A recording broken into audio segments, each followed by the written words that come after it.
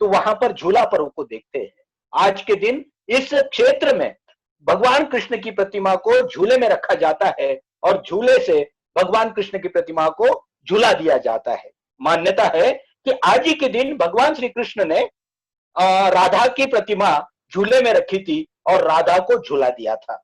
और हमारे महाराष्ट्र में आज का दिन नारळी पूर्णिमा के रूप में मनाया जाता है। विशेष रूप से हमारा जो कोंकण परिसर है और दमन और दीव परिसर है, इस क्षेत्र में लोग समंदर का उपकार मानने के लिए समंदर को श्रीफल भेंट करते हैं। और हमारे जैन धर्म में इस पर्व को श्रावण शुक्ल पूर्णिमा को महामुनि विष्णु कुमार ने मुनि अकंपनाचार्य आदि 700 मुनियों पर राजा बलि द्वारा पूर्व ईर्ष्या के कारण किए गए घोर उपस्वर्गों को दूर किया था। तब से जैन धर्म में रक्षाबंधन पर्व मनाया जाता है। तब लोगों ने यह प्रतिज्ञा की थी कि मुनियों का संकट दूर होने पर उन्हें आहार कराकर ही भोजन ग्रहण करेंगे। उपसर्ग दूर होने पर लोगों ने उन्हें वात्सल्य पूर्वक आहार दिया और स्वतः बाद में भोजन किया और महामुनि विष्णु कुमार का जय जयकार वहां पर उन्होंने किया। बंधुओं, वास्तव में रक्षाबंधन पर्व मनाते हुए धर्म की रक्षा और तीर्थ रक्षा का वचन हमने लेने का आज इस रक्षाबंधन के पर्व पर निश्चित रूप से हमारे लिए एक संदेश है। अतः आज का दिन बहुत ही सुंदर है, क्योंकि प्रातः 6:30 बजे परम पूज्य गुरुदेव के आचार्य श्री के समोशन में जाने का सौभाग्य मिला। और उस समोशन में जाकर के जो हमने आज देखा, शायद इससे पहले 700 मुनियों के अर्घ इससे पहले हमने कभी दिए होंगे, लेकिन आज पूरे 700 मुनियों के अर्घ दिए। वो अर्घ देने के बाद आचार्य श्री हमें सीधा चिंतामणि पारसनाथ भगवान के दरबार लेकर के चले गए और वहां से चिंतामणि पारसनाथ भगवान के अभिषेक का सौभाग्य हमारे लिए आज के इस शुभ दिन पर गुरुदेव ने करवा दिया। सुसौम्य मुद्रा तव मोहनियम सरल सुशांतम मन भवनियम विशाल हृदयम रवि समानम देवनंदी गुरुवे प्रणमामि नित्यम देवनंदी गुरुवे प्रणमामि नित्यम। हे गुरुदेव, पहले तो मैं क्षमा चाहता हूं, 2 दिन से स्वास्थ्य ठीक ना होने के कारण मैं आपके समोशन में नहीं बैठ पाया। उसके लिए मैं आपकी बहुत बहुत क्षमा चाहता हूं। आपके आशीर्वाद से मेरा स्वास्थ्य सही है, ठीक है, अभी पूरा तो ठीक नहीं हुआ है, लेकिन आपके आशीर्वाद से निश्चित रूप से ठीक हो जाएगा। आइए चलते हैं परम पूज्य गुरुवर के श्री चरणों में और निवेदन करते हैं, हे स्वामी हमें आशीर्वाद प्रदान करे। आज के इस सुंदर अवसर पर जो 8:30 बजे से पुनः एक सुंदर अवसर यहाँ पर शुरू होगा, उसके बारे में हमें यहाँ पर मार्गदर्शन करें। परम पूज्य सारस्वताचार्य प्रज्ञाश्रमण आचार्य श्री देवनंदी जी गुरुदेव।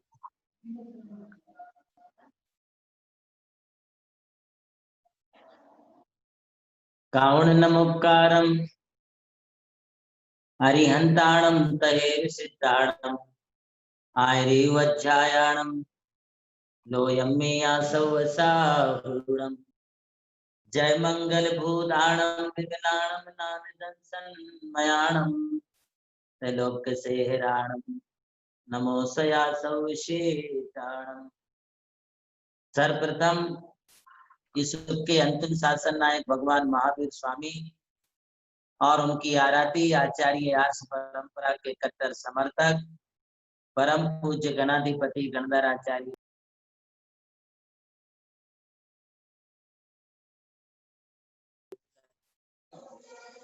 एवं सब लोगों के जीवन को मंगलमय बनाने के लिए आज इस रक्षाबंधन पर्व के शुभ अवसर पर आप सबको अपना आशीर्वाद भी प्रदान करता हूँ। यह पर्व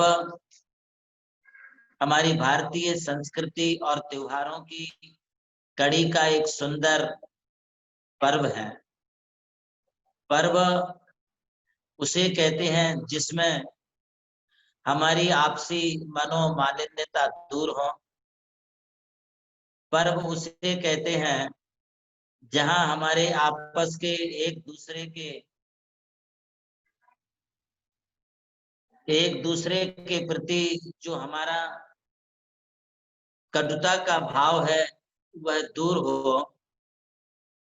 पर्व उसे कहते हैं जिसमें हम आपस में एक दूसरे के साथ भाईचारे और प्रेम के साथ मिलकर के रह सकें। पर्व उसे कहते हैं जिसमें हम अपनी आंतरिक आध्यात्मिक भीतरी शुद्धि कर सकें। पर्व उसे कहते हैं जिसमें हम अपने जीवन का उत्कर्ष करते हुए प्राणी मात्र के कल्याण की भावनाओं को अपने जीवन में ला सके। पर्व और त्योहार ये जहां एक और हमारे लिए एक दूसरे के नजदीक ले जाने का काम करते हैं, वही ये पर्व और त्योहार हमारे लिए अपनों से भी हमारे लिए मिलाने का काम करते हैं। एक और बड़ी बात है कि ये पर्व और त्योहार हमें हमारे जीवन में आध्यात्मिक पथ की ओर ले जाने का काम करते हैं। ये हमें आत्म दिशा, आत्मबोध देने का कार्य करते हैं। मेरी दृष्टि में यदि पर्व के संदर्भ में आप सुनना चाहेंगे तो मेरी दृष्टि में पर्व मैं उसे मानता हूं जिससे हम अपनों से जुड़ सकें और अपनों तक पहुंच सकें। जो हमारा है उसे हम पा सकें, वो ही हमारा पर्व। पर्व और त्योहार कहते ही उसी के लिए है।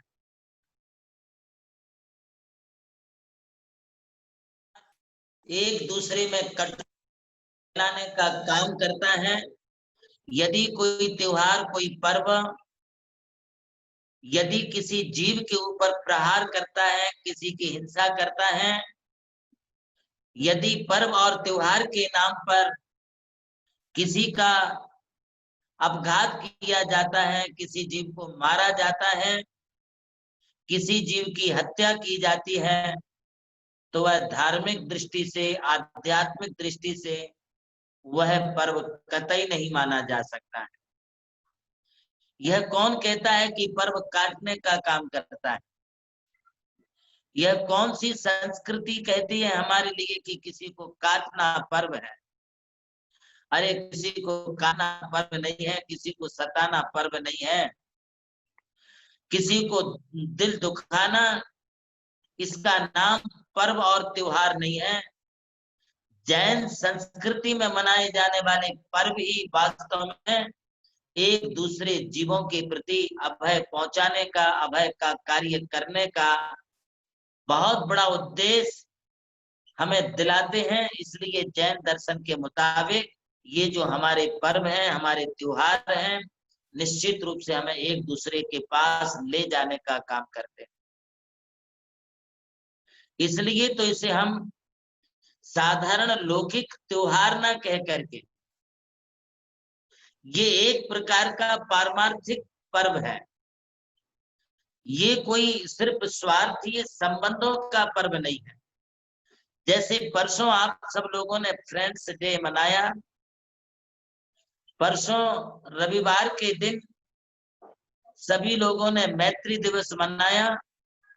उस मैत्री दिवस में कोई आपका स्वार्थ हो सकता है, आपके मन में उसके प्रति किसी प्रकार की कोई कामना से आप मित्रता रख सकते हैं, किंतु पर्व और त्योहार में किसी कामना, किसी स्वार्थ को लेकर के हम यह मित्रता नहीं रखते हैं, बल्कि इस पर्व और त्योहार में निस्वार्थ भाव से हम जो है हर प्राणी मात्र के प्रति अपनी करुणा, अपनी अनुकंपा, अपनी कृपा दृष्टि उन पर हम बरसाने का काम करते हैं।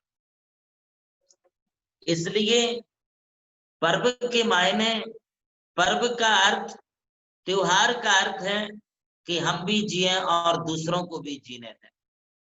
पर्व और त्योहार का मतलब है कि हम हर जीव की रक्षा के बारे में विचार करें। ऐसा कौन सा जीव है जो मरना चाहता हो? कौन सा जीव है जो कष्ट पाना चाहता हो? और कष्ट में रहना और किसी को कष्ट देना ये हमारी भारतीय संस्कृति नहीं है, ये हमारी जैन संस्कृति नहीं है। हमारे तीर्थंकरों ने हमारे लिए संदेश दिया है कि या तो कृषि करो या ऋषि बनो। भगवान आदिनाथ ने कृषि करो या ऋषि बनो का संदेश दिया है। अर्थात तुम अपनी कृषि से, अपनी किसानी से, अपनी खेती से, अपने बलबूते पर आपने जो पैदा किया है उसे आप खुद भी खाओ और दूसरे के लिए भी खिलाओ। और इसी संदेश को भगवान महावीर ने 24वें तीर्थंकर ने परिष्कृत करने के उपरांत उपदेश दिया है, जियो और जीने दो। इसी बात को गीता में कहा है, धर्मो रक्षति रक्षिता। यदि तुम धर्म की रक्षा करोगे तो धर्म तुम्हारी रक्षा करेगा, ये गीता का ज्ञान है। देखिए, संसार के हर संप्रदाय, संसार के हर धर्म हमारे लिए जीने का उपदेश देते हैं, दूसरे को जीने का अधिकार देते हैं। अहिंसा परमो धर्म का यह पाठ आपको भारत की हर संस्कृति में मिलेगा। किंतु जिसने कत्लेआम जीवों को मारना पर्व माना है, कत्लेआम जो जीवों का मर्डर करते हैं, हिंसा करते हैं, उन्हें हम कभी भी त्योहार नहीं कह सकते, उन्हें हम कभी पर्व नहीं कह सकते। मैं आपको आज इस संदर्भ में ये कहना चाहूंगा, यदि महावीर जयंती आती है तो आप हैप्पी महावीर जयंती आप बोलिए। यदि दीपावली आती है तो आप हैप्पी दीपावली, शुभ दीपावली आप बोलिए। यदि होली का त्योहार आता है तो आप शुभ होली, हैप्पी होली आप बोलिए। यदि हमारे यहाँ स्वतंत्रता दिवस आता है तो हैप्पी इंडिपेंडेंस डे आप बोलिए। यदि गणतंत्र दिवस आता है तो आप बोलिए हैप्पी गणतंत्र दिवस, प्रजा दिवस, प्रजासत्ताक दिवस की शुभकामनाएं आप बोलिए। हमारी भारतीय संस्कृति में, जिसमें देवी देवताओं की पूजा की जाती हो, जिसमें साधु संतों की पूजा की जाती हो, जिसमें परमात्मा की शक्ति की उपासना की जाती हो, उन त्योहारों में आप हैप्पी त्योहार, हैप्पी पर्व आप निश्चित रूप से बोलिए, इसमें कोई बुराई नहीं है। मुझे परसों एक सज्जन ने बहुत संदेश भेजे और उस संदेशों में मैंने देखा कि लोग जाने अनजाने में कैसे कैसे संदेश भेज देते हैं। और उन संदेशों के बीच में एक संदेश आया, हैप्पी ईद। आप ईद की शुभकामनाएं दे रहे थे। भाई साहब, आपको इस बात को समझना चाहिए कि आप हैप्पी ईद बोलने के पहले या सोचने की आप किसके लिए आप शुभकामना दे रहे हैं। इसका मतलब है कि आप बोल रहे हैं कि हाँ, ईद पर जो हिंसा होती है, ईद पर जो बकरे काटे जाते हैं, ईद पर जो गाय का खून बहाया जाता है, क्या आप उसके लिए शुभकामनाएं दे रहे हैं? यदि आप ऐसा करते हैं तो आप धार्मिक कहलाने के अधिकारी नहीं है। यदि आप किसी भी पर्व और त्योहार में किसी की बलि देते हैं, किसी को काटते हैं, किसी को मारते हैं, तो आप कभी भी धार्मिक होने का आपके लिए कोई अधिकार नहीं। इसलिए ध्यान रखें, भारतीय संस्कृति में आप जब भी किसी के लिए शुभकामनाएं देते हैं तो उसके शुभाचरण के लिए दीजिए। शुभ संदेश देते हैं तो उसके शुभाशय से तात्पर्य है कि उनके अच्छे कर्मों के लिए, अच्छे कार्य के लिए हम उन्हें यह शुभ संदेश देते हैं, शुभकामनाएं देते हैं। किसी का बर्थडे मनाए, किसी की पुण्यतिथि मनाए, किसी का दीक्षा दिवस मनाए, किसी का आचार्य पदारोहण दिवस मनाए, अथवा हम तीर्थंकरों के पंच कल्याणक दिवस की तिथियों को मनाए। यहाँ तक तो बात समझ में आती है। हम यह भी समझ सकते हैं कि यदि आपकी वैवाहिक जीवन की वर्षगांठ है तो वो भी अपने लिए समझ में आती है। उसमें भी आप जो है, आप हैप्पी एनिवर्सरी बोल सकते हैं, आपके विवाह की शुभकामनाएं हैं, आप ऐसा बोल सकते हैं। किंतु यदि कहीं पर कोई बलि चढ़ाई जाती है, किसी जीवों को काटा जाता है, मारा जाता है, कत्लेआम उनकी हत्या की जाती है और आप शुभकामनाएं देते हैं, तो अपनी ये जैन संस्कृति ही नहीं बल्कि भारतीय संस्कृति के ये विरुद्ध होगा। आज रक्षाबंधन का त्योहार है, ये त्योहार नहीं है, ये रक्षा का दिवस है। इसमें आपकी आत्म सुरक्षा है, धर्मो रक्षति रक्षता। यदि आप धर्मात्माओं की रक्षा करेंगे, आप पुण्यात्माओं की रक्षा करेंगे, आप भारतीय संस्कृति की रक्षा करेंगे, तो आपकी भी रक्षा होगी। आज कितने बड़े रक्षा दिवस है। हमारा भारत देश सिर्फ इसलिए समृद्ध नहीं है कि यहाँ पर बहुत सोना है। भारत इसलिए विशेष समृद्ध और वैभवशाली देश है। हमारा देश अर्थ संपन्न, कृषि संपन्न, शिक्षा संपन्न होने के साथ साथ हमारा देश आध्यात्मिक संपदा से अर्थात साधु संपदा से, श्रमण संस्कृति से भरा हुआ देश है। इसलिए हमारा देश महान है, क्योंकि इस देश में सबसे बड़ी संपत्ति है साधु संपदा। और जिस देश में साधु रहते होंगे, जिस देश में साधु साधना करते होंगे, उस देश पर कभी भी खतरा नहीं हो सकता है, कभी खतरा मंडरा नहीं सकता है। जिस देश में साधु संतों का विचरण होगा, उस देश का कोई बार बांका भी नहीं कर सकता है। ये मेरा नहीं, ये भगवान की वाणी है, ये श्री कृष्ण की भी वाणी है। गीता में भी उन्होंने इस बात का उल्लेख किया है। क्या उल्लेख किया है? उन्होंने कहा है, श्री कृष्ण जी ने कहा है गीता में, पद्मिनी राजहंसाश्च निर्कृंताश्च तपोधना यस्य देशे उपसर्पन्ति सुभिक्षम तत्र निश्चया। महाभारत काल की बात है। महाभारत के समय में अर्जुन का रथ श्री कृष्ण जी सारथी बनकर के चला रहे थे, और अर्जुन जो है रथ में सवार होकर के जा रहे थे कि सामने से आते हुए दो चारणधारी युगल मुनिराज उनके लिए दिखलाई पड़े।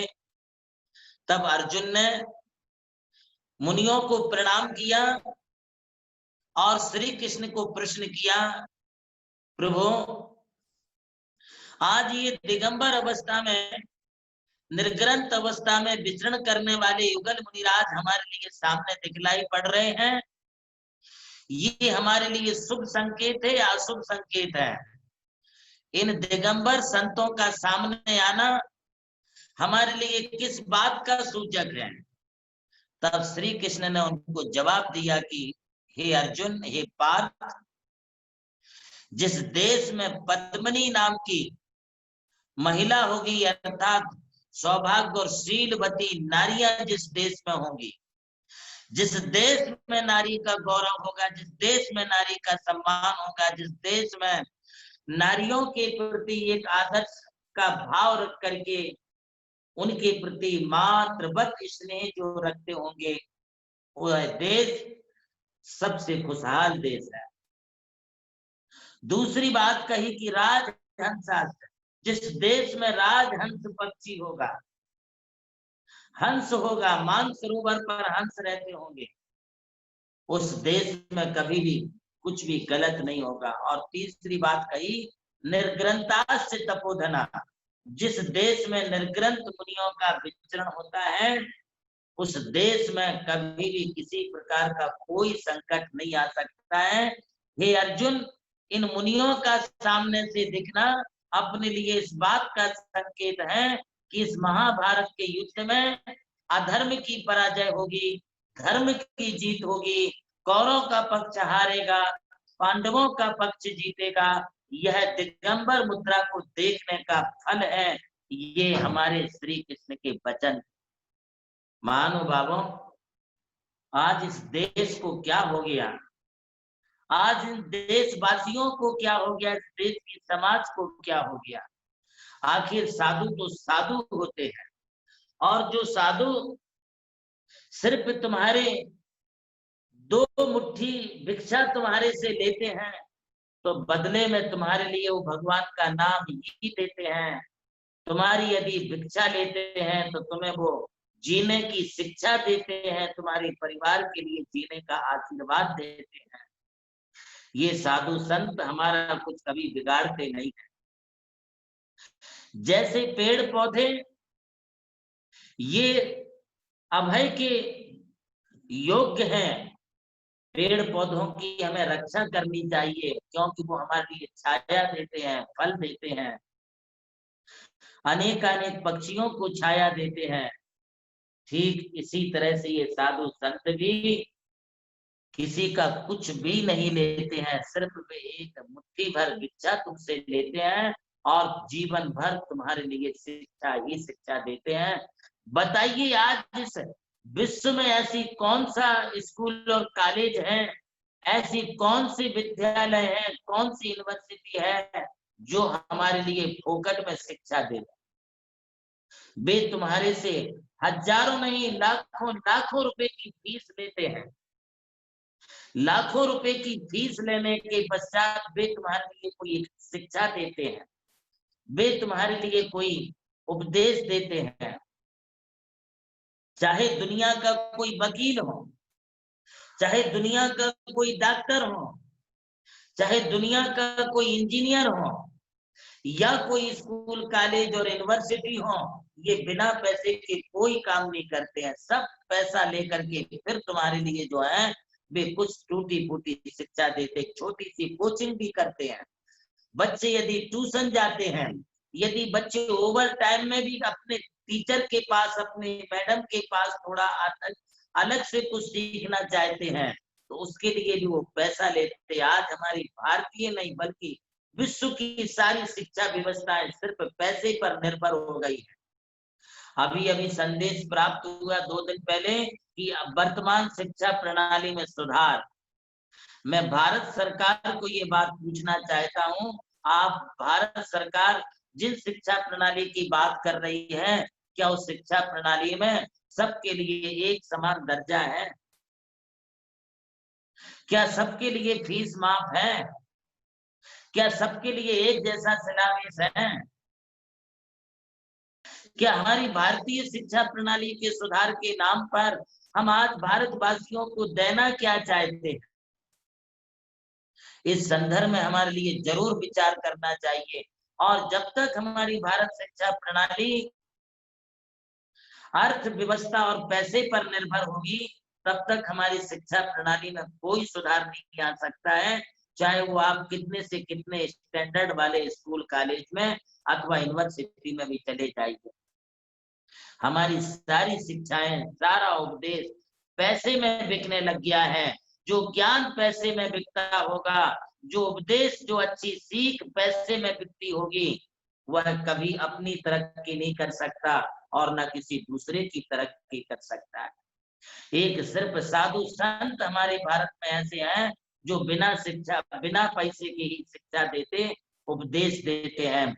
और ऐसे साधुओं के प्रति यदि हम किसी प्रकार का दुर्भाव ला करके साधु संतों के ऊपर यदि प्रहार करते हैं, तो यह इस देश के लिए सबसे बड़ा दुर्भाग्य है। यदि साधुओं के साथ किसी प्रकार का अनिष्ट होता है, साधुओं के साथ किसी प्रकार का अभद्र व्यवहार होता है, साधु संतों के लिए यदि किंचित मात्र भी किसी के द्वारा भी सताया जाता है, यह लक्षण अच्छे लक्षण नहीं है। ये लक्षण मिट जाने के लक्षण हैं, ये लक्षण बर्बादी के लक्षण हैं। जिन स्थानों पर, जिन गांवों में, जिन जिलों में, जिन देशों में साधु संतों के लिए सताया जाता होगा, उस देश की स्थिति सुधरना बहुत मुश्किल हो जाए। इसलिए देश की स्थिति को सुधारना है तो हम साधु संतों के साथ अपना व्यवहार अच्छा करना सीखें। आज का ये पर्व सिर्फ इसीलिए मनाया जाता है, सिर्फ दुनिया में एक ही ऐसा पर्व है, वह पर्व है रक्षाबंधन का पर्व, जिस पर्व में सिर्फ मुनियों की रक्षा के उद्देश्य से इस त्योहार को, इस पर्व को एक ऐसा विशेष रूप दिया गया है। साल में सैकड़ों पर्व आते होंगे, किंतु रक्षाबंधन जैसा कोई पर्व नहीं है। मेरे जैन समाज के युवा मेरी जैन समाज के कर्ता धर्ता, आज तुम लोगों को जागने की जरूरत है। मैं समझता हूं कि कभी किसी कारण से यदि कोई किसी प्रकार की कमी रह जाती है, किसी प्रकार की कोई बात होती है, तो उस बात का कोई वतन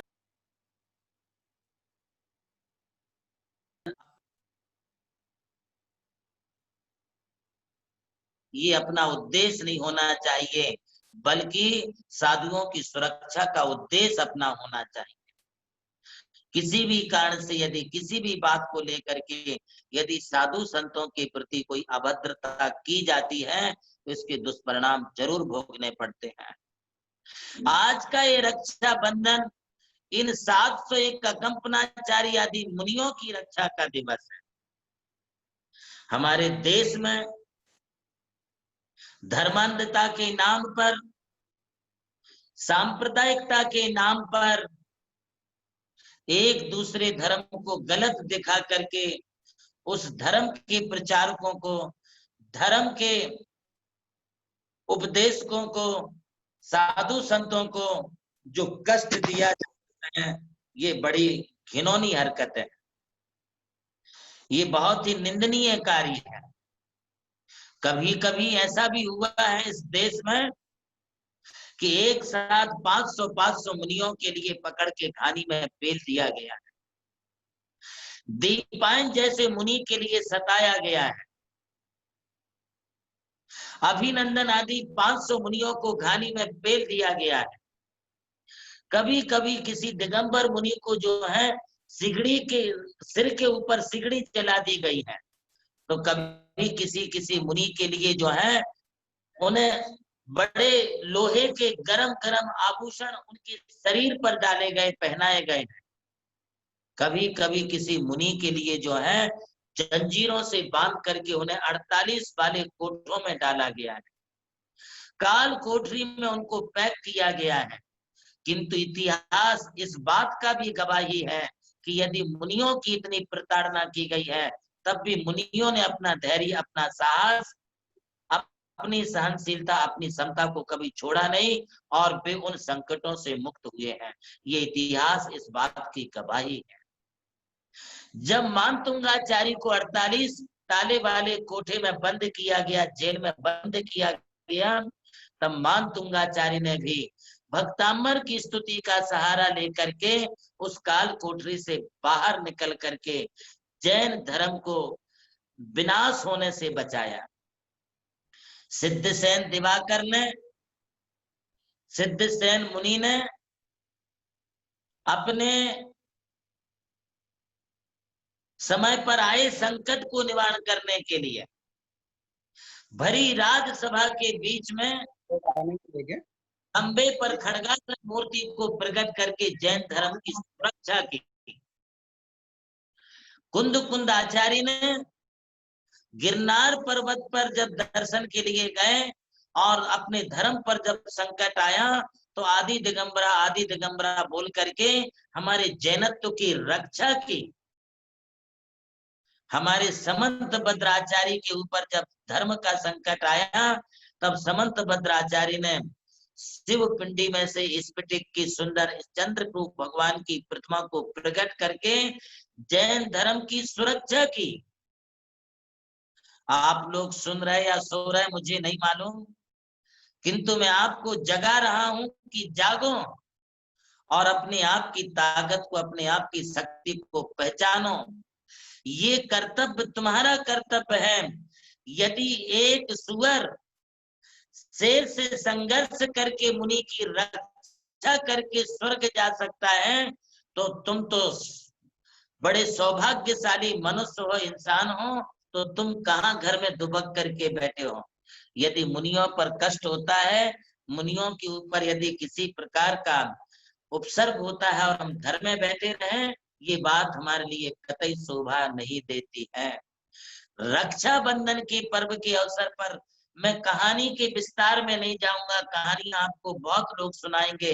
मैं सिर्फ इतना कह देना चाहता हूं कि उज्जैनी नगरी में जब अकंपनाचारी आदि 701 मुनि महाराज जी विहार करते हुए पहुंचे, तो वहां पर वहां के तत्कालीन राजा श्री वर्मा राज्य करते थे और उनके 4 मंत्री थे, नमुची, प्रहलाद, पाली और बृहस्पति। ये 4 मंत्रियों ने ऐसी वहां पर षड्यंत्र रचा। ये मंत्री संतरी ये जो भी होते हैं ना, इनकी बुद्धि अच्छी कम चलती है और कुटिल बुद्धि ज्यादा चलती है। अच्छाई का मार्ग कम खोजते हैं और उलझाने का मार्ग ज्यादा खोजते हैं, क्योंकि उनकी बुद्धि ही वैसी चलती है। और ऐसी बुद्धि चलने के कारण राजा तो धार्मिक था, बहुत बुद्धिमान था, सभी का हित चाहता था, सर्वधर्म समभावी था। हमारे देश के मुखिया, हमारे देश के राजा, हमारे देश के शासक, हमारे देश के मंत्री ऐसे होना चाहिए जो सब पर अपना समान भाव रखे, सर्व धर्म समन्वय की भावना को लेकर के चले। राजा किसी एक का नहीं होता है, मंत्री किसी एक का नहीं होता है।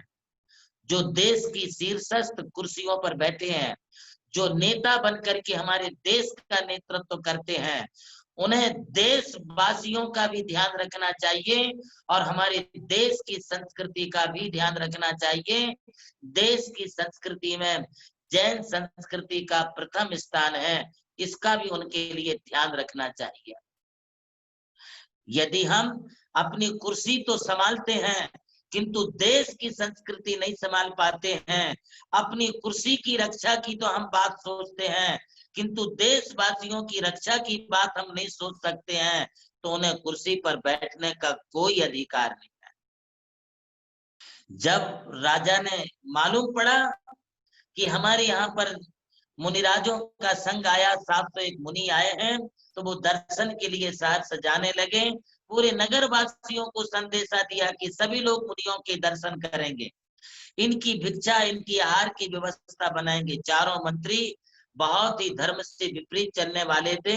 इन्होंने राजा को कहा, राजन तुम्हारे मुनि महाराजियों को तो कुछ आता जाता है नहीं, इनको धर्म का कोई नॉलेज नहीं होता है, तुम क्यों इतना इनके पास जाते हो। किंतु राजा ने मंत्री की बात को अनसुना कर दिया और राजा मुनियों के दर्शन के लिए गया। यहाँ मंत्रियों को भी राजा जा रहा है तो अपने को भी जाना ही चाहिए, ऐसा सोच करके मंत्री भी उसके साथ साथ गए। किंतु मुनिराज को, अकंपनाचारी को पहले से इस बात का बोध हो गया था। मुनियों को सब समझ जाता है कि कहाँ क्या घटना होने वाली है, तो उन्होंने अपने सारे तमाम शिष्यों को संदेश दे दिया, आदेश दे दिया कि यहाँ पर कोई भी दर्शन पूजन के लिए आएगा, कोई भी किसी के साथ वार्तालाप नहीं करेगा। जब राजा मंत्रियों के साथ पहुंचा तो सारे के सारे मुनि आत्म ध्यान में लीन हो गए। मुनि का संबल, सुरक्षा उनके ध्यान से होती है। तब मंत्रियों ने कहा, राजन आप सबको नमस्कार कर रहे हैं किंतु कोई साधु आपके लिए आशीर्वाद नहीं दे रहा है, जबकि साधु तो आशीर्वाद देते हैं। तब राजा ने कहा, हमारे मुनिवर इस समय ध्यान में लीन हैं, इसलिए वे किसी से बातचीत नहीं करते हैं। लौटते हुए राजा आ रहा था, उधर से एक मुनिराज आहार करके वापस लौट रहे थे। ये बात इन मुनिराज को मालूम नहीं थी कि हमारे गुरु ने हमें कुछ आदेश दिया है। जब वे लौट के आ रहे थे तो चारों मंत्रियों ने कहा कि देखो देखो कैसा बैल आ रहा है, मूर खा रहा है, देखो इसका पेट कैसा भरा है। ये जब शब्द कहे तो वो तरुण मुनि थे, बहुत युवा जवान मुनि थे, उनसे रहा नहीं गया और मंत्रियों को ललकारा कि तुम मुझे मूर्ख कह रहे हो, मुझे बैल कह रहे हो, बताइए मेरे में क्या कमी है जो आप ऐसा बोल रहे हैं। मुनिराज में और चारों मंत्रियों में धार्मिक चर्चा होने पर वे चारों मंत्री परास्त हो गए। मंत्रियों के मन में मुनियों के प्रति अब और भी अधिक द्वेष हो गया और उन्हें मारने का विचार करने लगे। चारों मंत्री रात में जो है अपने हाथ में तलवार लेकर के निकले और मुनि संघ को मारने का विचार किए। इधर शिष्य ने गुरु को बताया, गुरुवर आज हमसे ऐसी ऐसी चर्चा 4 मंत्रियों से हुई है। तब गुरु ने कहा, शिष्य आज ये अच्छा नहीं किया, अब इससे मुनि संघ पर बहुत संकट आ सकता है, इसलिए जहां तुम्हारा वाद विवाद हुआ है उसी स्थान पर जाकर के खड़े हो जाओ। वे मुनिराज गुरु का आदेश पा करके और उसी स्थान पर जाके खड़े हुए। शाम को रात में चारों मंत्री मुनिराज को मारने के लिए आए, तलवार लेकर के आए। तो पहले कौन मारे, पहले कौन मारे, ऐसा विचार वो करते। चारों ने एक साथ मुनिराज को मारने के लिए जैसी तलवार उठाई कि वे चारों के चारों वहीं पर कीलित हो गए। वहां के क्षेत्रपाल ने उनको कीलित कर दिया। सुबह पूरे शहर में ये चर्चा फैल गई और सुबह जो है राजा उनसे माफी मांगने के लिए गया। मुनिराज ने, आचार्य ने सबको क्षमा कर दिया। वहां के क्षेत्रपाल को कहा कि इन्हें तकलीफ मत दो, इन्हें भी क्षमा कर दो। मुनिराज ने तो क्षमा कर दिया, किंतु राजा ने नाराज होकर के, गुस्से में आकर के चारों मंत्रियों को इस अपराध के कारण काला मुख करके उनको देश निकाला कर दिया। यही चारों मंत्री घूमते घूमते जब हस्तिनापुर नगरी में पहुंचे तो वहां राजा पद्म राज्य करता था। उस राज्य पर एक पड़ोसी शत्रु राजा जो है वो उनसे द्वेष भावना रखते थे और उस कुंभपुर का राजा सिंहबल था जो इनसे बड़ा द्वेष रखता था। हस्तिनापुर पहुंचने के बाद चारों मंत्रियों ने राजा के पास गए तो राजा ने कहा तुम लोग क्या कर सकते हैं? बोले आप जो आदेश देंगे। तो बोले हमारा एक शत्रु राजा है, उसको आप पकड़ करके लेके आओ तो हम तुम्हें मुंह मांगा इनाम देंगे। वो चारों मंत्री शत्रु राजा सिंहबल को बांध करके लेके आके पद्म राजा के चरणों में डाल दिए। बोले मांग लो तुम्हें जो मांगना है। उन्होंने कहा समय आने पर मांग लूंगा। महानुभावों, ये 700 के 700 मुनि विहार करते करते चातुर्मास के पहले हस्तिनापुर पहुंच गए और हस्तिनापुर में इन्होंने अपना चातुर्मास जमा लिया। जैसे ही चातुर्मास शुरू हुआ, अभी तो चातुर्मास होकर के 1 महीना भी पूरा नहीं हो पाया था कि वे ध्यान में बैठे थे मुनिराज। अब इन चारों मंत्रियों को मालूम पड़ गया कि वे मुनिराज यहाँ आए हैं, अब हमको मौका है इनको उत्सर्ग करने का। राजा से 7 दिन के लिए राज्य मांग लिया और मुनि के चारों तरफ जो है लकड़ी लगा करके जितना भी कचरा था, जितना भी ये था, वो लगा करके चारों तरफ आग लगा दी। मुनियों को बड़ा कष्ट होने लगा, मुनि उस आग में झुलसने लगे। इधर एक सारचंद्र नाम के आचार्य धरणीधर पर्वत पर तपस्या कर रहे थे और आज का ही दिन था। आज के दिन जो है उन्होंने रात में ध्यान में खड़े थे, आकाश में अपने आप श्रवण नक्षत्र हिलने लगा। नक्षत्र कभी हिलते नहीं है। उस नक्षत्र को हिलते देख करके मुनि महाराज के मुख से अर्धरात्रि में शब्द निकल गया, आह मुनियों को बचाओ। तब वहां पर उनके साथ में चतुर्विद संघ में क्षुल्लक जी थे। उन्होंने कहा गुरुवर, कहां पर मुनियों पर संकट है जहां हम उनके लिए बचाने के लिए जाए, और इसको कौन बचा सकता है? तब उन्होंने कहा कि विष्णु कुमार मुनीश्वर हैं जो बहुत कठोर तपस्या करके विक्रिया रिद्धि प्राप्त कर चुके हैं। यदि उनके पास जाकर के निवेदन किया जाए तो वे सारे मुनियों का उपसर्ग निवारण कर सकते हैं। विष्णु कुमार के पास रातों रात वह क्षुल्लक अपनी विक्रिया रिद्धि से पहुंचा। वहां पहुंचने के बाद उनको नमस्कार किया मुनिराज को, उनको झकझोरा, अरे मुनिवर आपको रिद्धि हो गई है।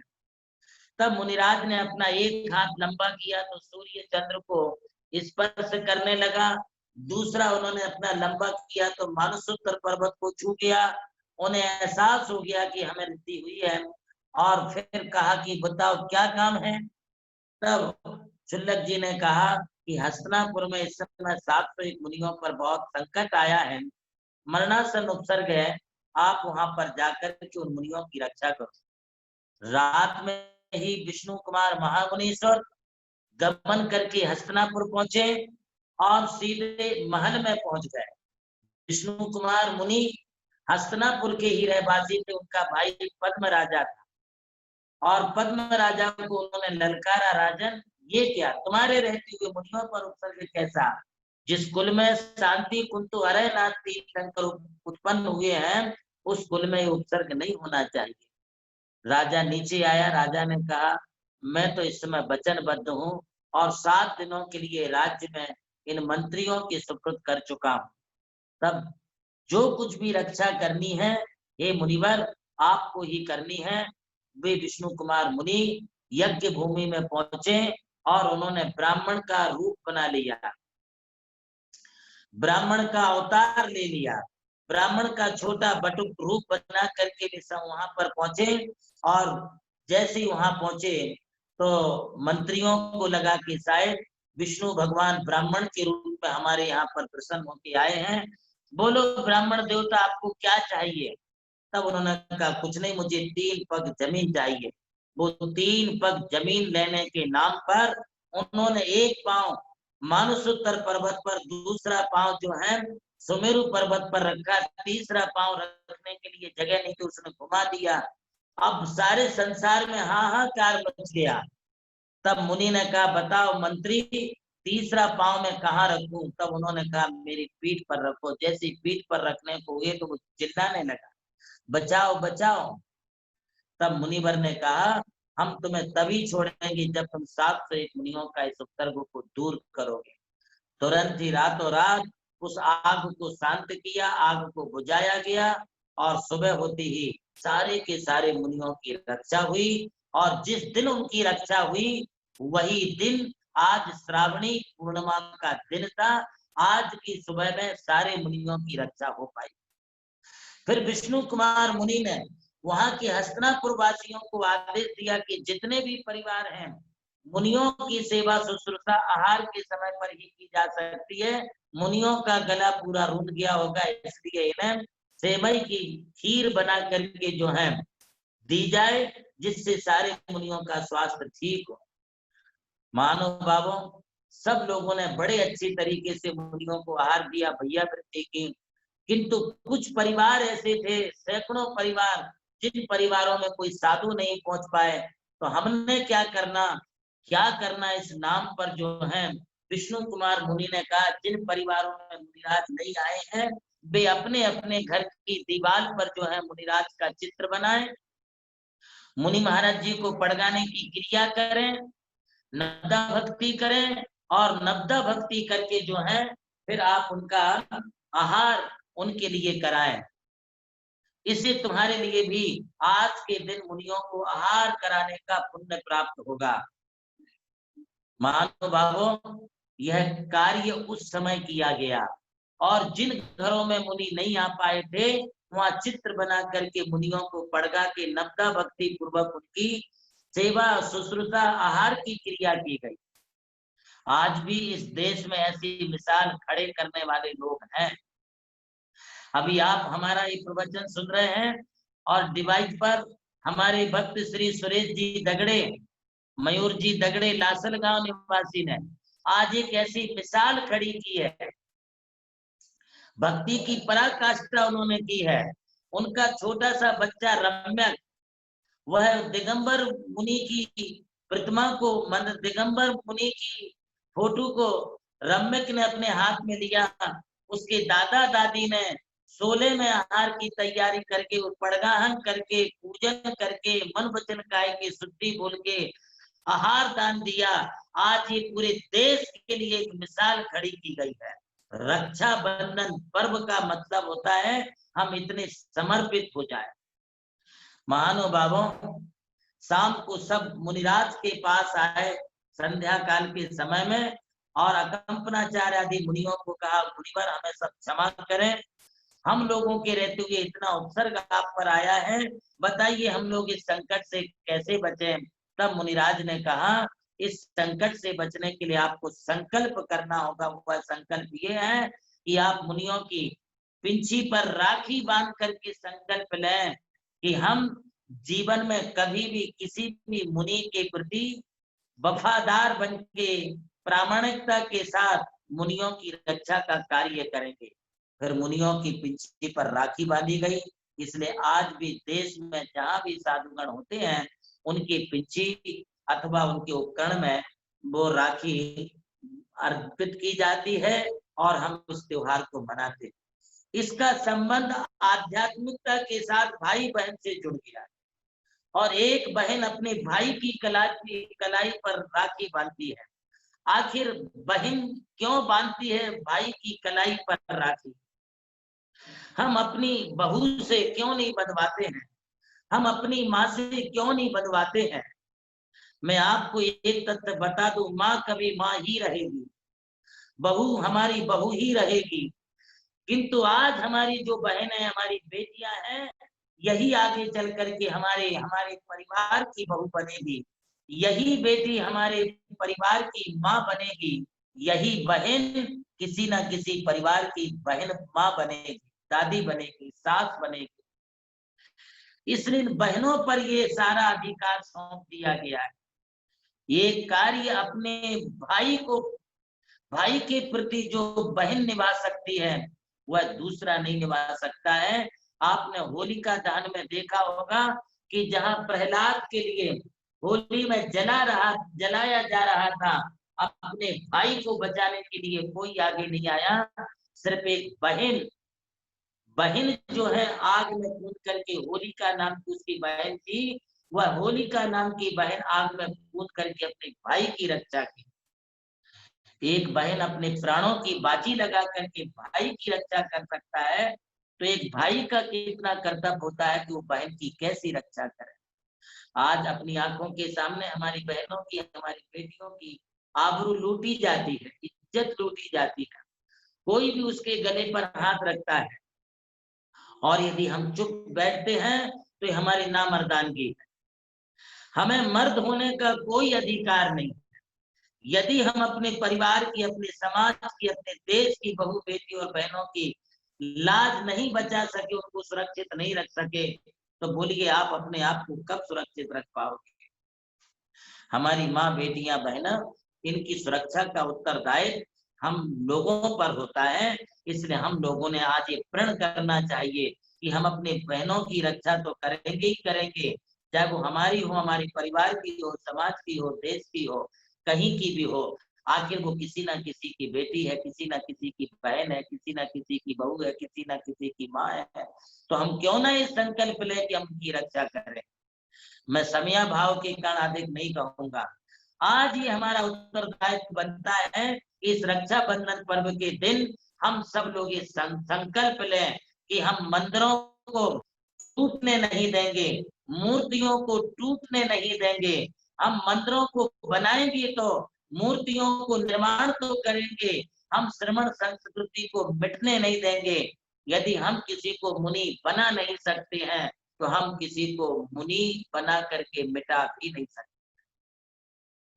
मुनियों को संरक्षण देना, धर्म और संस्कृति को संरक्षण देना, ये हमारा आपका सबका कर्तव्य होता है। इसीलिए तो आज हमने ये पूजा की है, और उस पूजा में हमने ये बोला है, श्री गुरु मुनि कंपनयादि मुनिवर मुझे साहस शक्ति दे, पूजा करो पातक मिटे, सुखद संपदा भक्ति दे। और विष्णु कुमार मुनि के संदर्भ में हम ये कहते हैं, विष्णु कुमार मुनि सदा बंधो यति रक्षा हित आए, यह वात्सल्य भाव हृदय में मेरे अभिनव ज्योति जगाए। तो हम मुनियों के प्रति कितने वफादार हैं, आज हमें अपनी भक्ति से इस बात को समझना है। आप सबके साथ में आपकी बहनें भी बैठी हैं, आपकी बेटियां भी बैठी हैं। आइए मैं मंत्र बोलूंगा, आप उनकी रक्षा के साथ साथ अपने देश की संस्कृति, अपने धर्म की संस्कृति, अपने तीर्थ मंदिर मूर्तियां और उनकी संस्कृति की रक्षा का भी हम उत्तरदायित्व संभालें। मैं इस प्रकार की मंगल कामना करते हुए अपने उद्बोधन के लिए यहीं पर विराम देता हूँ। बोलिए परम पूज्य सरस्वताचार्य देवनंदी जी गुरुदेव की जय। गुरुदेव, थोड़ा सा बीच में एक छोटा सा कार्यक्रम है, थोड़ी सी आज्ञा आपसे चाहता हूँ। रक्षाबंधन पर्व तो वैसे धर्म रक्षा और तीर्थ रक्षा का वचन लेकर इसके मार्ग पर आगे बढ़कर भाई बहन के स्नेह में परिवर्तित होता है। यही वास्तव में जैन धर्म के लिए रक्षाबंधन का पर्व है। मुनियों की रक्षा करना जैसा विष्णु कुमार स्वामी ने किया वैसा करना आज के वर्तमान युग में भी बहुत आवश्यक है। ये हम लगातार देख रहे हैं। अनेक स्थानों पर अनेक तरह के प्रॉब्लम्स हमारे मुनियों के लिए आ रही समस्या आती है। उस समस्याओं की जूझने के लिए हमारा समाज भी खड़ा रहना बहुत आवश्यक है। आइए आज के इस रक्षाबंधन पर्व को एक शानदार रूप से मनाते हैं। सबसे पहले जो हमारी रोज पाठशाला चलती है, मस्ती की पाठशाला पूर्वी शाम मुंबई के साथ, वो बच्चों ने अपने हाथों से छोटी छोटी राखियां बनाई है, लेकिन उसमें बहुत प्यार भरा हुआ है, बहुत स्नेह भरा हुआ है। आइए उसको पहले देखते हैं और उसके आगे हम रक्षाबंधन के कार्यक्रम का प्रारंभ करते हैं।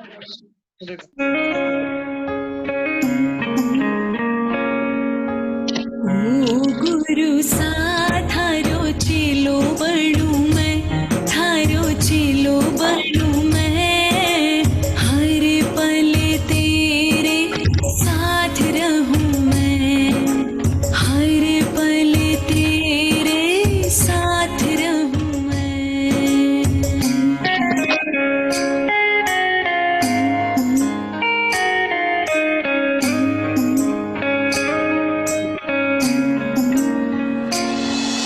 सावन का महीना होगा, उसमें होगी राखी,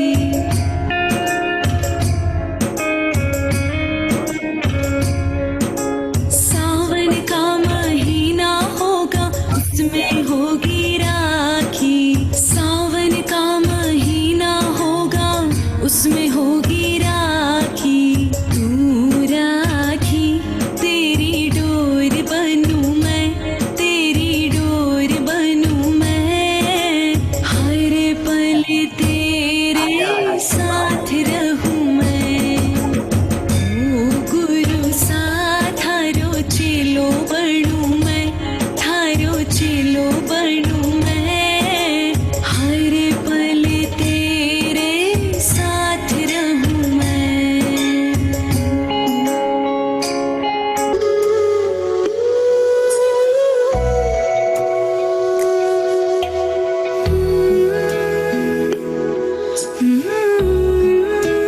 तेरा प्यार रहे, तेरी लाडली बन मैं जीती रवा, एक डोर से बांधी है खुशियाँ, तेरी खुशियाँ दे विच खिलती रवा,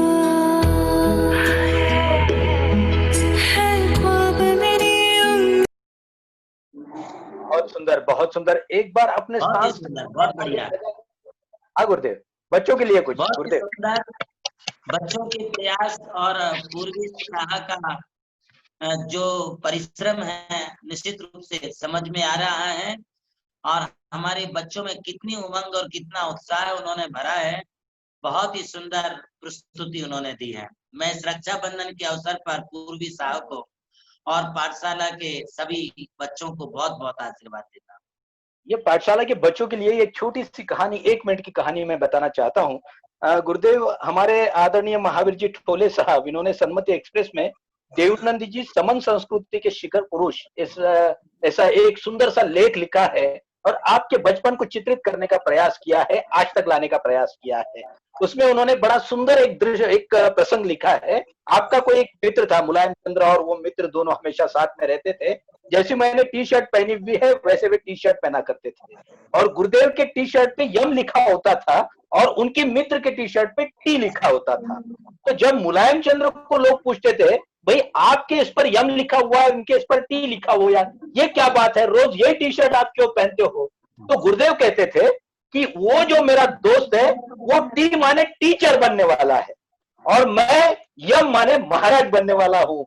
जी हाँ, शायद मुलायम चंद भी जानते थे कि मैं परम पूज्य सरस्वताचार्य देवनंद जी के रूप में इस देश के धर्म की संस्कृति का रक्षक बनने वाला हूँ, श्रमण संस्कृति का रक्षक बनने वाला हूँ, और याद यहाँ पर वो विराजमान है। आइए चलते हैं इस रक्षाबंधन के अवसर पर श्रमण संस्कृति के रक्षक के मंगल सानिध्य में रक्षाबंधन का कार्य पूर्ण करते हैं। चलते हैं परम पूज्य गुरुदेव के श्री चरणों में और निवेदन करते हैं, हे स्वामी आपके आशीर्वाद, आपका मार्गदर्शन हमें आज के रक्षाबंधन के अवसर पर। परम पूज्य सरस्वताचार्य देवनंद जी की जय।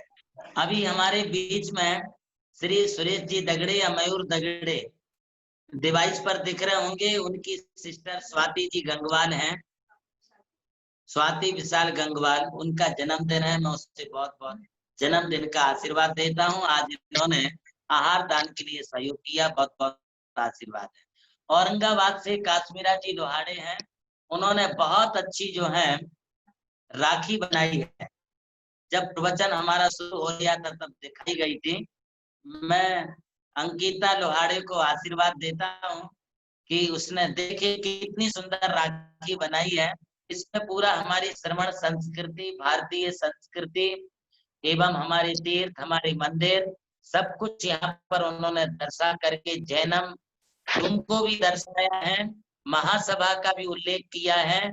तो इसका मतलब है कि इन सबका हमारे लिए बहुत बहुत अपनी संस्कृति को बचाने के लिए बहुत बड़ा योगदान है। मैं अंकिता लोहाड़े, काश्मीरा लोहाड़े को अपना आशीर्वाद प्रदान करता हूँ। और भी जिन लोगों ने भी अपनी राखी बनाई हो, वो डिवाइस पर अपना हाथ ऊंचा कर देंगे तो उनकी भी राखी दिखाई जा सकती है। आइए आप अपने परिवार के साथ बैठ जाएं और मैं आपके लिए राखी के संदर्भ में बताता हूँ। हाँ, ये तो राखी है, ये तो आपकी थाली में है। यदि मेहनत से कोई बनाई हो, चाइना आइटम नहीं होना चाहिए, विदाउट चाइना की होनी चाहिए। हाँ, बहुत अच्छा है। रिद्धिमा पाटनी लगातार हाथ ऊपर कर रही है। हाँ रिद्धिमा, बोलिए राखी कहाँ है तुम्हारी?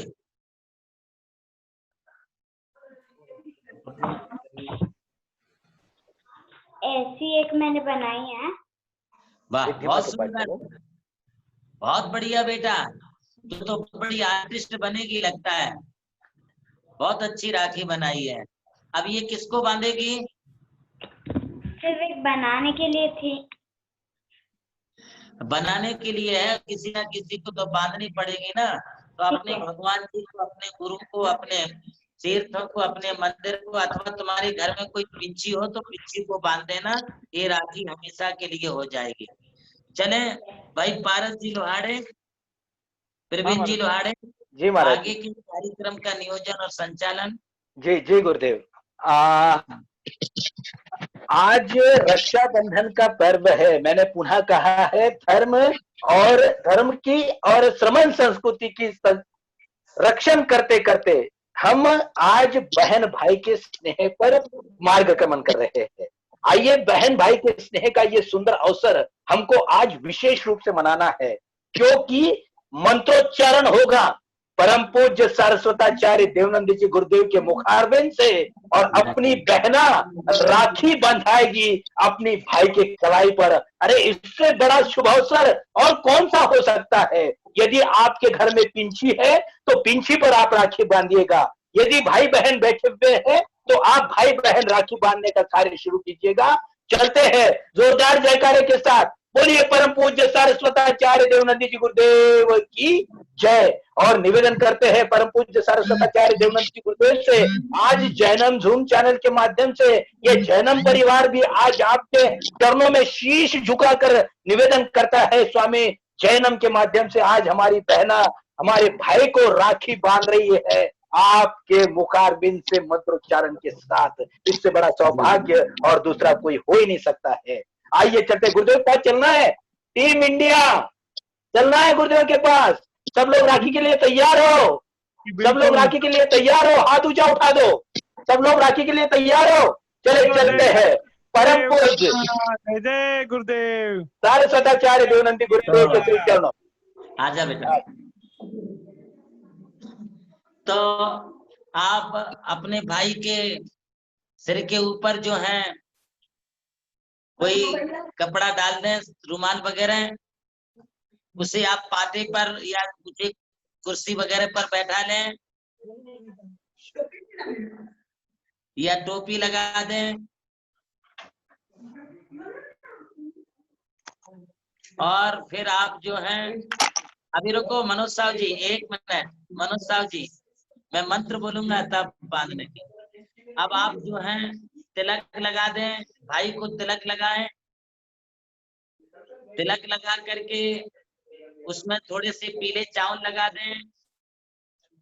मंगलम भगवान अरहन मंगलम भगवान जिना मंगलम प्रथमाचार्यो मंगलम वृषभेश्वरा अरहंतो मंगलम संतो तव सिद्धाश्च मंगलम मंगलम साधवा सर्वे मंगलम जिन शासनम। तिलक लगा दें। तिलक लगाने के बाद जो है आप पिंची है तो पिंची पर भी आप स्वस्तिक बना सकते हैं, नहीं तो उस पर आप तिलक लगा दें पिंची पर। अब आप अपने भाई के हाथ में कलाई में या पिंची में राखी बांधे। मैं मंत्र बोल रहा हूँ। ओम नमो हरिहंताणम, ओम राम नमो हरिहंताणम, ओम ह्रीं नमो सिद्धाणम, ओम रूम नमो आयरियाणम, ओम रोम नमो वज्जायाणम, ओम रहा नमो लोये सवसाउणम, श्रीं क्लीं नमः छाम छीं छुं छुं छः। मम संस्कृति मम भगिनी मम परिवारस्य मम मुनि श्रमणस्य तीर्थस्य मंदिरस्य प्रथमायां रक्षां भवतु स्वाहा। बांधिए राखी। ओम नमो हरिहंताणम, ओम नमो सिद्धाणम, ओम नमो आयरियाणम, ओम नमो वज्जायाणम, ओम नमो लोये सवसाउणम, ओम राम ह्रीं रूं रहा स्वाहा। मम परिवारस्य मम भगिनी परिवारस्य सर्वरक्षां भवतु स्वाहा। राखी बांध दीजिए। ओम नमो कोट बुद्धेनम बीज बुद्धेनम। बहुत बढ़िया नीलम जी, ये श्रवण संस्कृति की रक्षा का उत्तरदायित्व आप पर है, आपको संभालना है। बहुत बढ़िया, बहुत बढ़िया। बिज्जू भाई अंतिम भाव सेठी जी, बहुत बढ़िया। बांधिए पिंची को। और पिंची से मतलब है हमारे तीरथ, हमारी संस्कृति को हमको बचाना है। बहुत बहुत बहुत बहुत बढ़िया। नमिता जी बांधिए।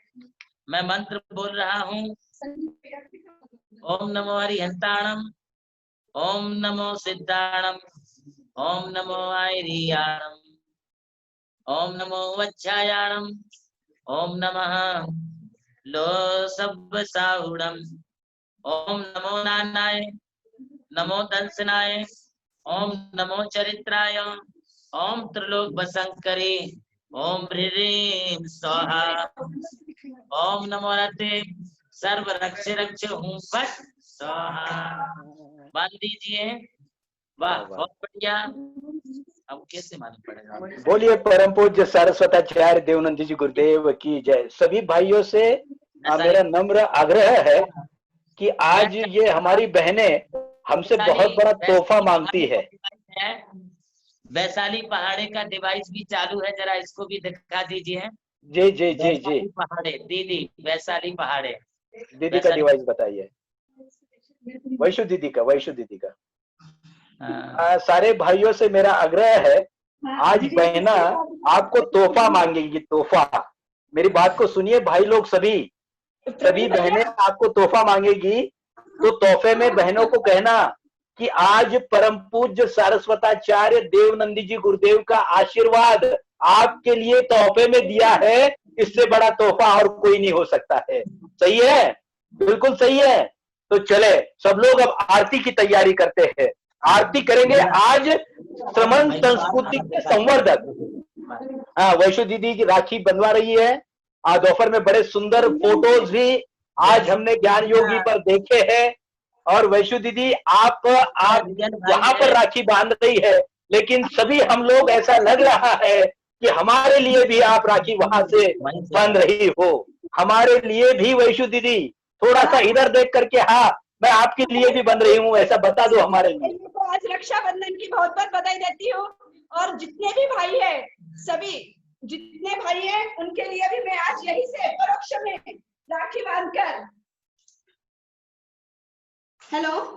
हाँ बोलो बोलो, आप बोलो। मैं सभी भक्त परिवार की राखी स्वीकार करता हूँ, जिन्होंने भी हमेशा हमारी पिंची पर राखी बांधी है। उन हजारों भक्त परिवार की ओर से अपनी पिंची पर ये राखी जो हूँ मैं लेकर के, और ये समझता हूँ कि आप सब श्रमण संस्कृति, जैन संस्कृति की रक्षा के लिए समर्पित हैं। इसलिए हमारा सभी गुरु भक्त परिवार के लिए बहुत बहुत बहुत बहुत आशीर्वाद है। प्रवीण भैया, जी बहुत सारे लोगों की राखी का अभी बांधने का काम चल रहा है, तो एक गाना हम महाराज जी के ऊपर लगाएंगे और उसके साथ बिल्कुल। सभी को बहुत सुंदर, बहुत सुंदर, बहुत सुंदर, बहुत सुंदर। ओ गुरु सा थारो चेलो बनू मैं, थारो चेलो बनू मैं, हर पल तेरे साथ रहूं मैं, हर पल तेरे साथ रहूं मैं।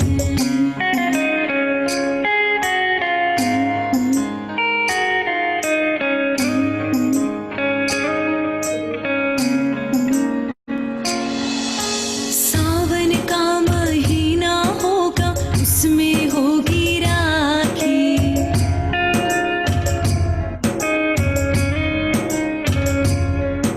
सावन का महीना होगा, उसमें होगी राखी, सावन का महीना होगा, उसमें होगी राखी, तू राखी तेरी डोर बनूं मैं, तेरी डोर बनूं मैं, हर पल तेरे साथ रहूं मैं। ओ गुरु सा थारो चेलो बनूं मैं, थारो चेलो बनूं मैं, हर पल तेरे साथ रहूं मैं।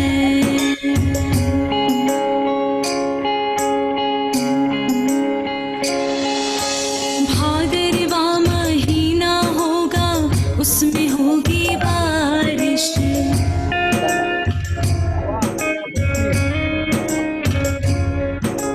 भादरवा महीना होगा, उसमें होगी बारिश, भादरवा महीना होगा, उसमें होगी बारिश, तू बादल तेरी बूंद बनूं मैं, तेरी बूंद बनूं मैं, हर पल तेरे साथ रहूं मैं।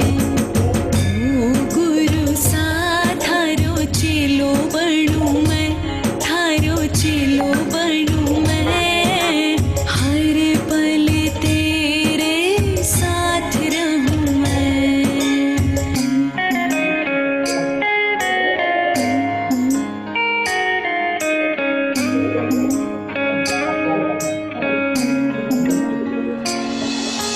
कार्तिक का महीना होगा, उसमें होगी दिवाली,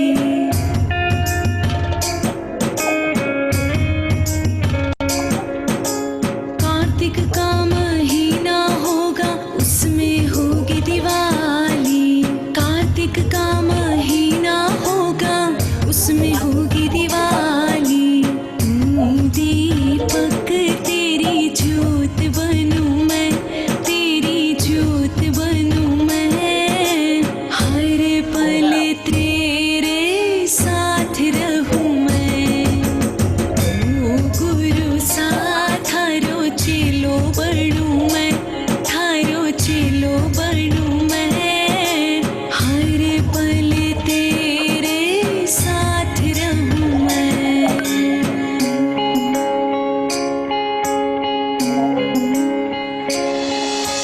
फागुन का महीना होगा, उसमें होगी होली,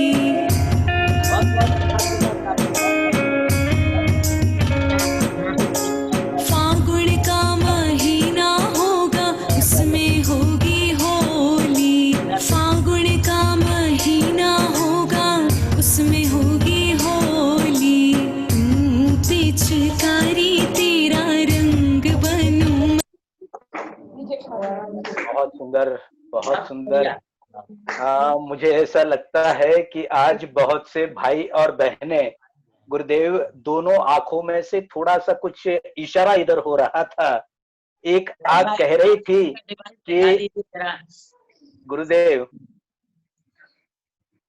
एक आंख कह रही थी कि कोरोना काल की वजह से मैं भाई के पास नहीं जा सकी, मैं बहन के पास नहीं जा सका, और एक आंख कह रही थी कि आज परम पूज्य सारस्वताचार्य देवानंद जी गुरुदेव के समुशन में बैठ करके भाई के पास, बहन के पास जाने का सौभाग्य यहाँ से प्राप्त हुआ। इससे बड़ी और क्या बात हो सकती है।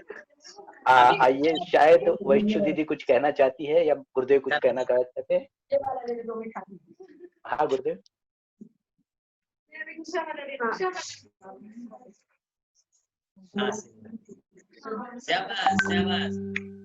क्या बात है, क्या बात है, क्या बात है।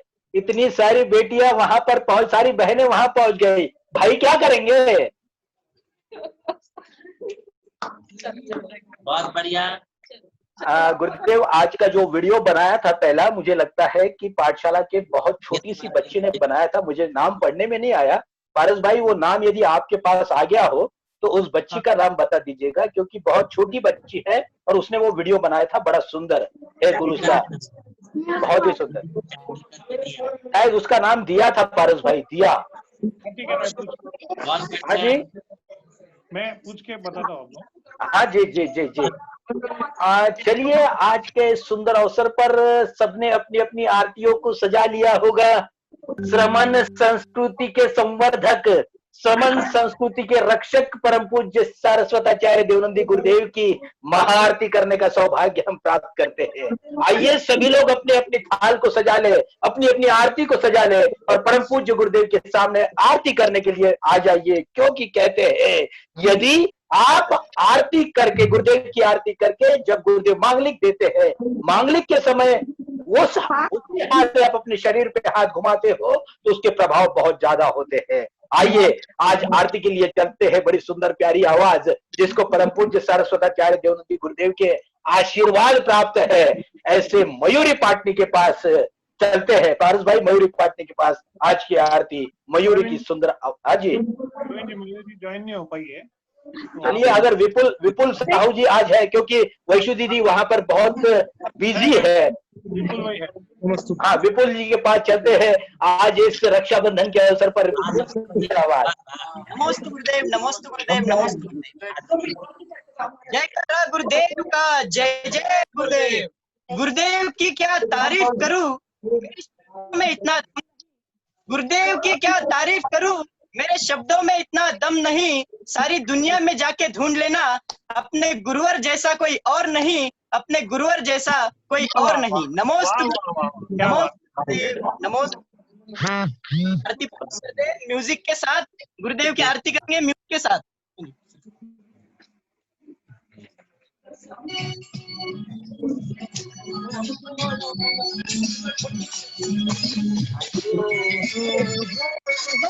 जय जय गुरुवर भक्त पुकारे, आरती मंगल गावे,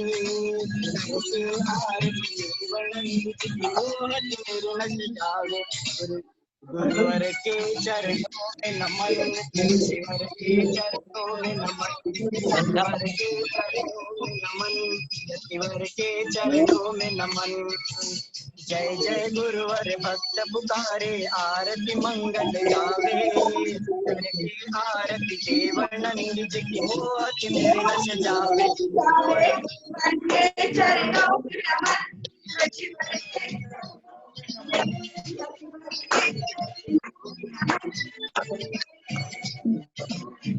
गुरुवर, जय गुरुवर, जय गुरुवर, जय जय गुरुवर, जय गुरुवर, जय गुरुवर, गुरुवर के चरणों में नमन, ऋषिवर के चरणों में नमन, यतिवर के चरणों में नमन, सूर्यवर के चरणों में नमन। शाहबागढ़ में जन्म लिया है शीला माता, प्रेमचंद जी पिता तुम्हारे हर्षित मन मुस्काता, नगर में सब जन मंगल गावे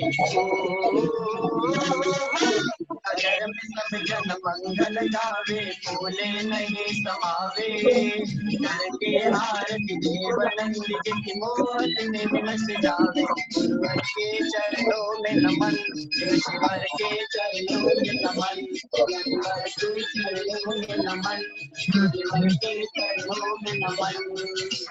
जय जय गुरुवर भक्त पुकारे, आरती मंगल गावे, करे आरती देवानंद जी की मोहत निर्मल जावे।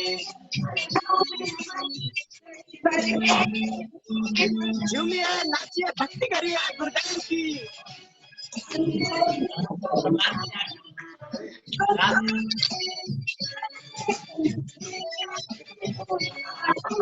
जय गुरुवर जय गुरुवर जय गुरुवर जय जय गुरुवर, जय गुरुवर जय गुरुवर जय गुरुवर जय जय गुरुवर के चरणों में नमन, ऋषिवर के चरणों में नमन, गुरुवर के चरणों में नमन, यतिवर के चरणों में नमन।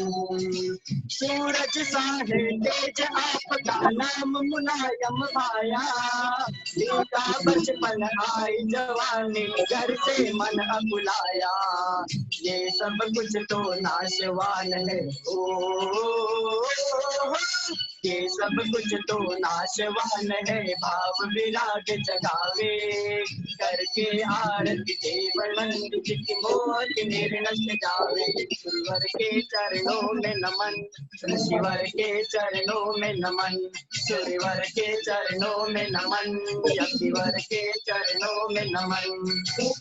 गुरुवर भक्त पुकारे, आरती मंगल गावे, करके आरती देवानंद जी की मोहत निर्मल जावे।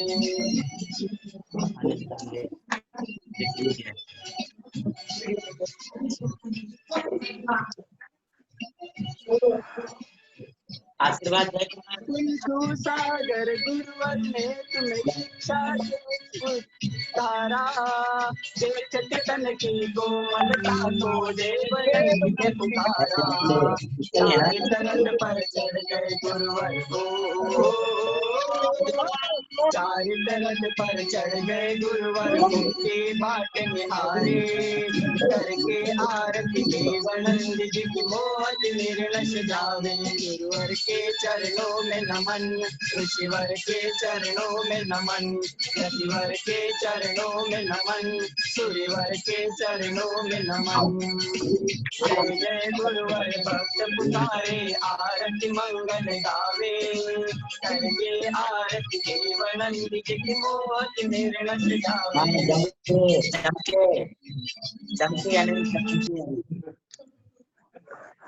आइए बहुत बढ़िया चमक रहा बोलिए है। परम पूज्य सरस्वताचार्य देवानंद जी गुरुदेव की जय।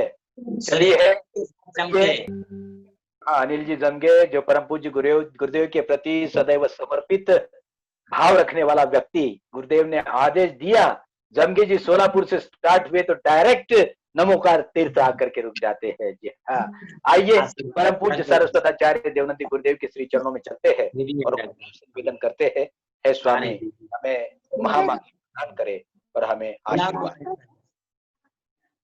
सभी मांगलिक ले लें, बैठ जाना होगा। बोलिए परम पूज्य सरस्वताचार्य देवानंद जी गुरुदेव की जय। बोलिए आचार्य संघ। मेरे तीन लो, तीन थ्री मांगलिक लेंगे।